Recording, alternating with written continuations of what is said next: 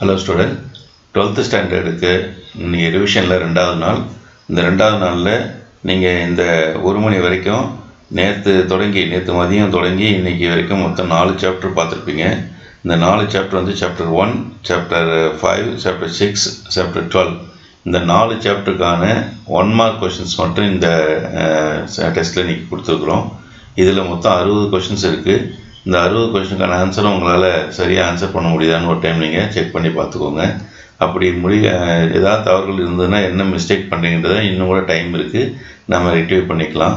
Objective டைப்பை பொறுத்த வரைக்கும் நம்ம புக் பேக்கில் இருக்கக்கூடிய கொஷினில் ஆன்சர்ஸை தப்பு பண்ணாமல் நம்ம எழுத பழகிக்கணும். இங்கே இந்த எக்ஸாமினேஷனில் போகும்போது கொஷின் நம்பர் எழுதிட்டு கொஷின் நம்பருக்கு ஆன்சர் எழுதும்போது ஆப்ஷன் வித் ஆன்சர் எழுதணும்னு சொல்லியிருக்காங்க. அதை மறந்துடாதீங்க. இப்போது ஏன்னா ஏக்கு 2 அப்படின்ற மாதிரி எழுதணும்னு சொல்லியிருக்காங்க. ஸோ அந்த மாதிரி நீங்கள் வந்து ஆப்ஷன் வித் ஆன்சர் எழுத பழகிக்கோங்க. ஆப்ஷன் மட்டும் எழுதினாலோ அல்லது ஆன்சர் மட்டும் எழுதினாலும் மார்க் கொடுக்கக்கூடாதுன்னு சொன்னதுனால அதில் கொஞ்சம் கேர்ஃபுல்லாக பார்த்துக்கோங்க. இந்த 4 சாப்டர் வந்து மட்டும்தான் இந்த கொஷின்ஸ் வந்து நம்ம கேட்டிருக்கிறோம்.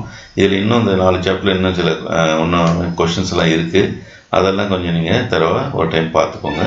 இந்த 60 கேள்விக்கும் 60 மார்க் நீங்கள் வாங்கிட்டீங்கன்னு சொன்னால் நிச்சயமாக நீங்கள் அப்ஜெக்டிவ் டைப் நல்லா பார்த்துருக்கீங்கன்னு அர்த்தம்.